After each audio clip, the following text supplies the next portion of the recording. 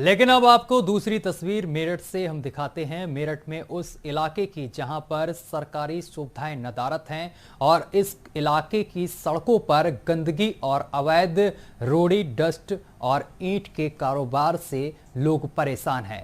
मेरठ का summer garden इलाका इस इलाके की कायाकलाप बयां कर रहा है।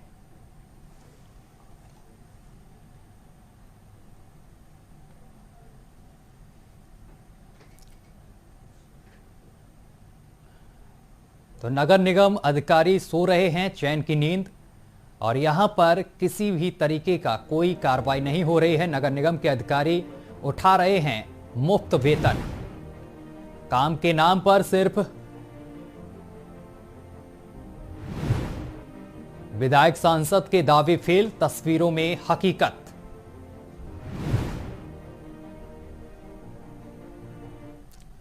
और अंत में आपको हम मेरठ की इसी तस्वीर के साथ छोड़ के जाते हैं जहां पर हमारे संवाददाता मनोवर चौहान ने इस जगह का ग्राउंड जीरो से जायजा लिया है। नमस्कार, मैं हूं मनोवर चौहान और आप देख रहे हैं न्यूज़ वॉच इंडिया। आज अपने खास प्रोग्राम बात सरोकारती में बात करेंगे मेरठ के उस इलाके की जहां पर सरकारी सुविधाएं नहीं है। सबसे हैरत की बात है, इस इलाके में ना तो सरकारी स्कूल है और ना ही कोई बैंक और एटीएम। हालत खस्ता है, सड़कें टूटी हुई है और जो नाले हैं वो पूरी तरह से चौक हैं।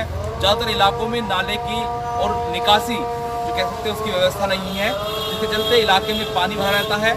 यहाँ के जो लोग हैं वो काफ़ी परेशान हैं और लगातार न्यूज़ वॉच इंडिया से अपील कर रहे थे कि इस इलाके की आवाज़ को उठाया जाए और हुक्मरानों तक पहुँचाया जाए। मेरे साथ तमाम वो स्थानीय लोग जुड़ेंगे जो यहाँ पर परेशान है और अपनी बात रखना चाहते हैं, शासन प्रशासन को अपनी बात से अवगत कराना चाहते हैं। अब मेरे पीछे देखेंगे तमाम लोग जो हैं जुड़ चुके हैं।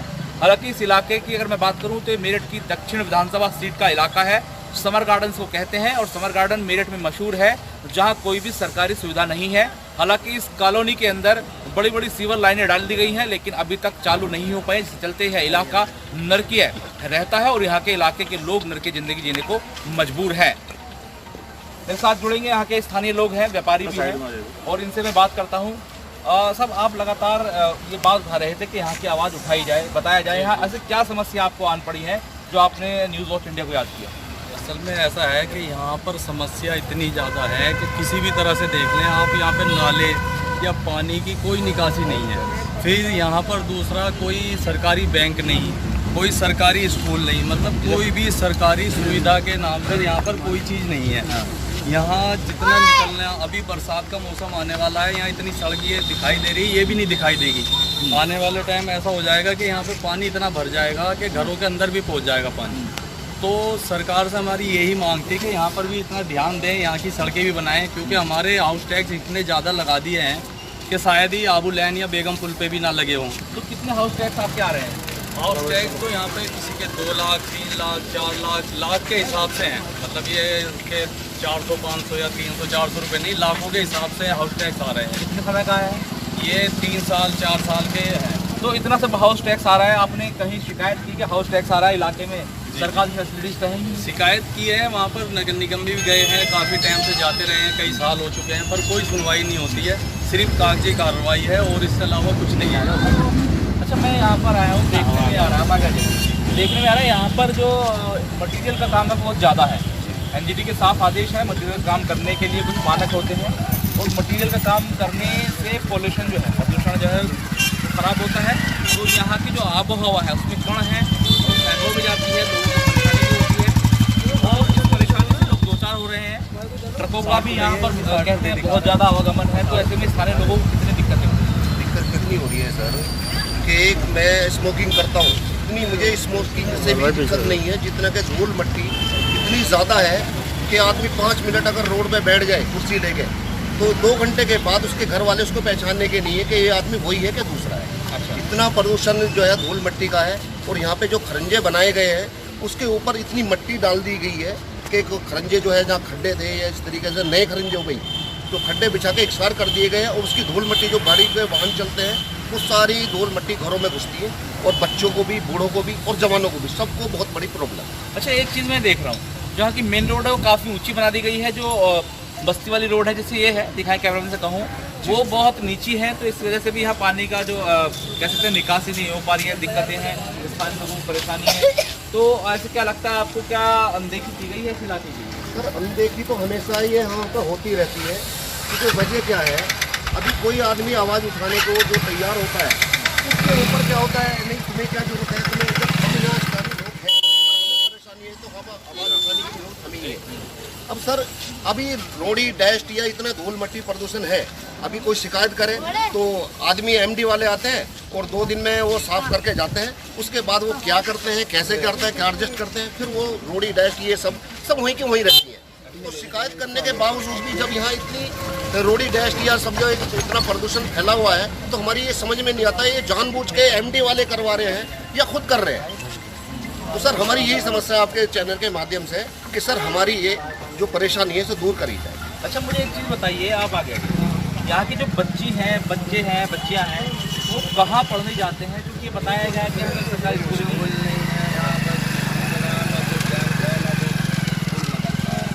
कुछ नहीं है। अच्छा प्राइवेट मदरसे संचालित है, इमदाद पर चलते हुए चल रहे हैं?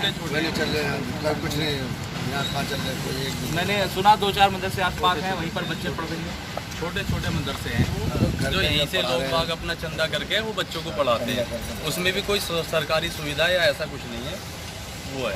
तो गवर्नमेंट ने जो मानदेय मिल रहा था, जो ग्रांट मिल रहा था, वो भी जो नए मदरसों को ख़त्म कर दिया है। ग्रांट में कुल 3 मदरसों को मिलता है, वो बात अलग है, लेकिन इमदाद पे यहाँ के जो मदरसे संचालित हैं, लोगों ने आवाज़ उठाई, न्यूज़ ऑफ इंडिया के माध्यम से बताया कि इस इलाके में ना तो स्कूल है, ना बैंक है, ना ATM है, बड़ी परेशानी है, बहुत ज़्यादा परेशानी है यहाँ पर। और ये अभी से नहीं है, ये काफ़ी टाइम हो गया कहते सुनते, पर कोई वो नहीं है। ये तो आपका शुक्रिया है कि आप यहाँ तक पहुँचे, आपने हमारी आवाज़ उठाने के लिए आगे आए, नहीं तो यहाँ पर ये सरकारी सुविधा के नाम पर तो सिर्फ कागजी कार्रवाई होती है और कोई नहीं। अच्छा मुझे एक बात बताइएगा, जैसे आप लोग व्यापारी हैं तो बैंक की जरूरत पड़ती ही होगी, साथ ही साथ ATM की जरूरत पड़ती है, क्या ATM है? नहीं सर, एक ATM है, कभी उसमें कैश नहीं। कहाँ पर है ATM? ये 70 फुटे के सामने के ATM है, एक 60 फुटे के बिल्कुल कोने पे ATM है। तो कभी भी जाते हैं, कभी बैलेंस उसमें मिलता ही नहीं सर।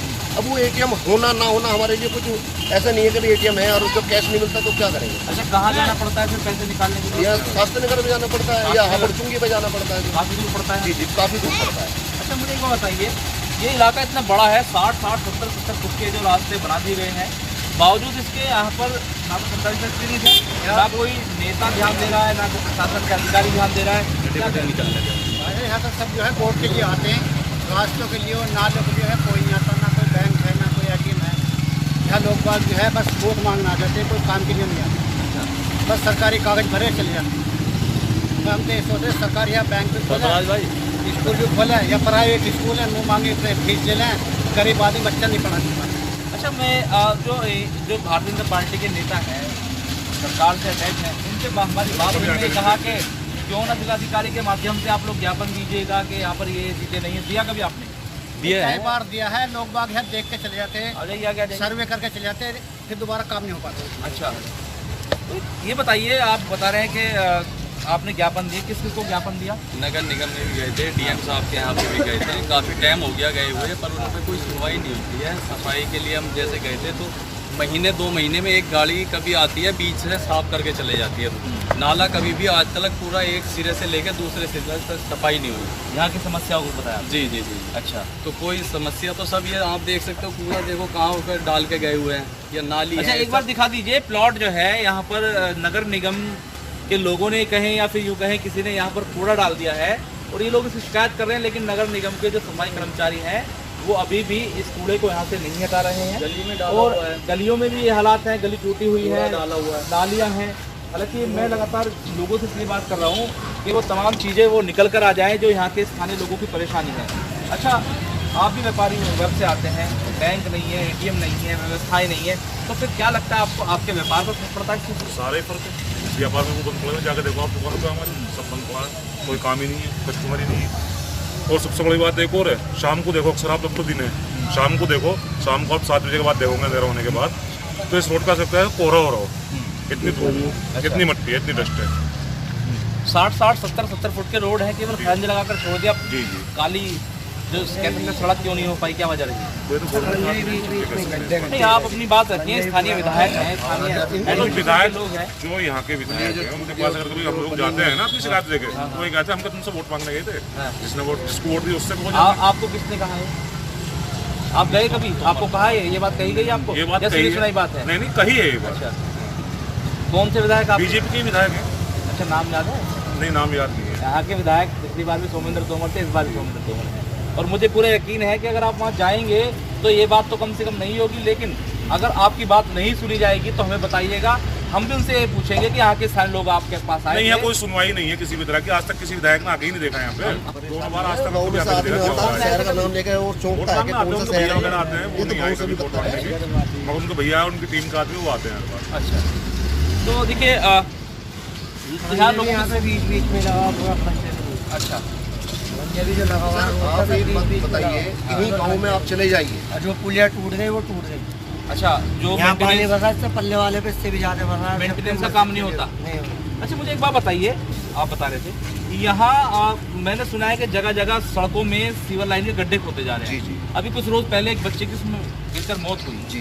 तो उसके बाद एडमिनिस्ट्रेशन जागा नहीं जागा? कुछ भी नहीं हुआ। उस बच्चे को बड़ी मुश्किल से जैसे निकालने की कोशिश करी और वो छूट गया, क्योंकि गंदगी इतनी थी नीचे और 20 फुट का खड्डा है वो, उसमें से निकालते निकालते वो बच्चा फिर छूट गया। उसको जब बाहर निकाला दोबारा तो फिर डेथ हो गई मौके पर। और सर देखो, ये खरंजे है, जिस तरीके से रोड है, ये खरंजे है बने हुए। आप किसी गांव के क्षेत्र में बिल्कुल जो देहात बोलते हैं जिसको, आप उसमें भी चले जाइए आप, कि ऐसा रोड किसी देहात में नहीं मिलेगा। अब हम यहाँ बोलते हैं हम शहर में, मेरठ शहर में रह रहे हैं, इतना पुराना शहर है और इतना माना हुआ शहर है, और यूपी का सबसे बड़ा जिला है मेरठ। अब यहाँ आप कोई रिश्तेदार आता है, कितनी अच्छे मेहमान नवाजी करो, जब धूल मट्टी इतनी रहती है तो आदमी क्या कहता है, अगर सामने नहीं कहता बाद में कहता है ये धुआं बोलते हैं शहर का। कौन सा शहर है? या तो साला गांव से भी बदतर है। अगर बारिश पड़ जाए तो एनसीआर में मेरठ है, मेट्रो सिटी कहा जाता है, मेट्रो की काम चल रहा है, रिपीट आने वाली है, 2023 में चल जाएगी। इस इलाके की स्थिति गाँव से बदतर है, लोगों का कहना है। मेरे साथ एक क्वेश्चन हो रहे हैं, 3 बच्चे बैठे हुए हैं, 2 बच्चे हैं, एक बच्चा है। आप ये बताइए, इस इलाके में स्कूल है, कहाँ से आप ला रहे हैं? बिल नंबर 26 है। क्या है वहाँ पर, सरकारी प्राइवेट स्कूल है? प्राइवेट स्कूल काफ़ी दूर जाता है। अच्छा, काफ़ी दूर पड़ता है। क्या स्थिति है स्कूल की? क्या मतलब इंग्लिश मीडियम है, हिंदी मीडियम है? English medium. अच्छा, टेम्परेरी है, वही टेम्परेरी हिसाब से बना हुआ है। हिसाब से ये बताइए, जैसा इलाका है जिस इलाके के हिसाब से ठीक है। अच्छा, ये बताइए फिर, तो जो उर्दू की शिक्षा देते हैं हम लोग अपने बच्चों को, तो वो कैसे दे रहे हैं? और सरकारी फैसिलिटीज क्या है यहाँ पर? एटीएम और बैंक की व्यवस्था नहीं, ऐसा कोई एटीएम कोई बैंक नहीं है। पूरे मुसलमान क्षेत्र में कोई भी एटीएम कोई भी बैंक नहीं है। अच्छा, कोई सुविधा नहीं है, गवर्नमेंट की तरफ से कोई सुविधा नहीं है। अच्छा, तो फिर बच्चों का एजेंडा दिलाना दिक्कत हो रही है? क्या दिक्कत हो रही है? दिक्कत है, दूर जाना पड़ता है, बच्चों को लेकर जाना पड़ता है, सुबह छोड़ के आना, फिर लेके आना, फिर बताना। आदमी अपना काम देखेगा, बच्चों को छोड़ गए, सारे काम देखता है। अगर रोड अच्छे हो, रास्ते अच्छे बता दो, गाड़ी की वजह हो जाती है, गाड़ी से बच्चे स्कूल चले जाते हैं, अपने आप आ सकते हैं। ट्रांसपोर्टेशन नहीं है, वजह क्या है? मुझे रास्ता अच्छा, रास्ते वजह है, ट्रांसपोर्टेशन नहीं है। एक सज्जन हो रहा है, स्कूटर पहुंचे हैं यहाँ पर, हालांकि हम लोग हैं इसलिए थोड़े से रोड रुका है, लेकिन रोड छोटा है, आप मानेंगे गड़बड़े हैं। रोड नीचे भी है, छोटा भी है, नाली ये सारी खराब हो रही है, सड़क 60 फुट उठ गया ऊपर, ये नाली नीचे फुटे, सारे में पानी भरा रहा था मलबा। मैंने ये बात अभी दर्शकों को बताई कि जो बस्ती की नालियाँ, वो सड़कें छोटी हैं, मेन रोड ऊपर है जी, 60-70 फुट के रोड हैं, तो बावजूद उसकी हालत इतनी खराब बन है ना, ये रास्ते नीचे पड़ गए, तो इसलिए रास्ते ऊपर उठेंगे तब जाके वो पानी उसमें जाएगा 60 फुट के नाले में।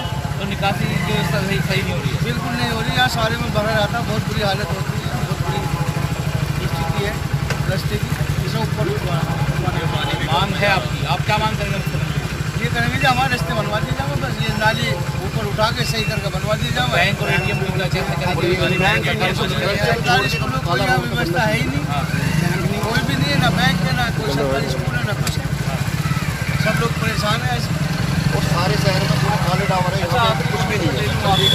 ये तमाम जो आप बातें हमें बता रहे हैं, हम भी कोशिश करेंगे कि सरकार के नुमाइंदों से, प्रशासन के लोगों को बिठा करके उनसे पूछा जाएगा, लेकिन फिर भी आप एक फहरिस्त बना करके इसकी मैं चाहूँगा अधिकारियों को दीजिएगा, क्योंकि हमारे चैनल के माध्यम से भाजपा के नेताओं ने दावा किया कि अधिकारियों को फहरिस्त दीजिएगा, जो समस्याएं हैं उनका निवारण किया जाएगा।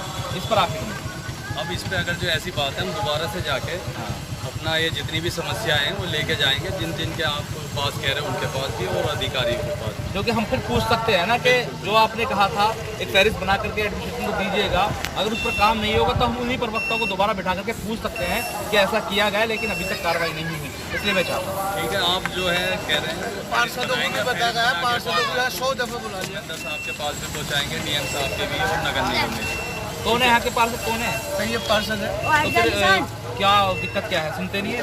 नहीं सुनाए, हमने 20 दफ़े बुलवाया, बस यहाँ मैं नाली साफ करवा दूंगा और वहाँ से भेजूंगा, कुछ नहीं ना आज तक कुछ नाली साफ करवाई एक दफ़े भी, और ना ही एक दफ़ा आके यहाँ देखा।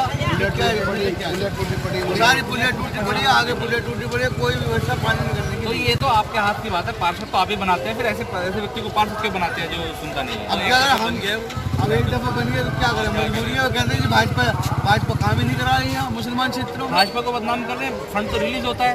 नहीं नगर, वो कहते हैं हम तो नगर निगम से शिकायत कर सकते हैं, नगर निगम के पास पैसा ही नहीं है, फंड में पैसा ही नहीं है, भाजपा ही नहीं दी। तो उनसे पूछिएगा कि फिर आपने आवाज़ क्यों नहीं उठाई, क्यों नहीं मीडिया के पास गए, क्यों नहीं तुम बड़े अधिकारी डीएम के पास गए, कमिश्नर के पास गए। मेरठ में तो कमिश्नर बैठते हैं और बहुत तेज तर्रार कमिश्नर है, युवा कमिश्नर है, इसके अलावा तमाम लोग बैठते हैं। एडमिशन दुनिया भर के पोर्टल चल गए हैं, मुख्यमंत्री को बता सकते हैं तमाम चीज़ें, फिर आपने आवाज़ क्यों उठाई, फंड नहीं है तो? नहीं उसमें उन्होंने जो अब से पहले हमने दिखाया, जब यही बताया कि अभी तक इसमें नगर निगम के पास इतना पैसा नहीं है जिन रोडों को उठा के सही कर दे, बता वो कर रहे हैं। भाजपा से भी कोई पैसा मिला नहीं है और विधायक साहब के दौरे पर कई दफ़े शिकायत जाली इसकी।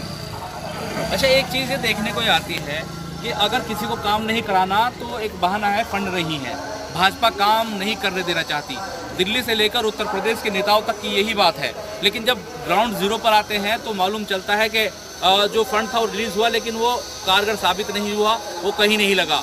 ऐसे ही स्कूलों में बिजली कटौती की बात पर जब बात की गई प्रशासन के लोगों से तो फंड रिलीज़ हुआ लेकिन स्कूलों में नहीं पहुंचा, उसमें भी भाजपा को बदनाम किया गया। और बात की जाए अगर अन्य स्थानों की तो वहाँ पर भी इस तरह की बात आ रही है। हालांकि इस पर भी हम जो भाजपा के प्रवक्ता है उनसे पूछने की कोशिश करेंगे आखिर फंड रिलीज़ क्यों नहीं हो रहा है, अगर हो रहा है तो उसकी मॉनिटरिंग क्यों नहीं होती है, और जहां उसको लगना चाहिए वहाँ क्यों नहीं लगता है, और बिचौलियों की जो कारस्तानी है वो आखिर अभी तक भी क्यों परवान चढ़ रही है। जबकि मुख्यमंत्री योगी आदित्यनाथ ने हाल ही में आदेश किए हैं कि कोई भी गलत काम नहीं होगा और जो योजनाएँ हैं सीधी जनता तक पहुँचेंगी, अगर नहीं पहुँचेंगी तो अधिकारियों पर भी कार्रवाई की जाएगी। बहरहाल देखना होगा कि हमारी इस रिपोर्ट के बाद क्या अधिकारी या फिर कह सकते हैं प्रशासन के लोग, शासन के लोग जागते हैं या फिर यूं ही इन लोगों को इस नर्क की ज़िंदगी जीने के लिए मजबूर होना पड़ेगा। अपने सहयोगी अनमोल गर्ग के साथ मैं Manohar Chauhan, news watch India, Meerut. नमस्कार।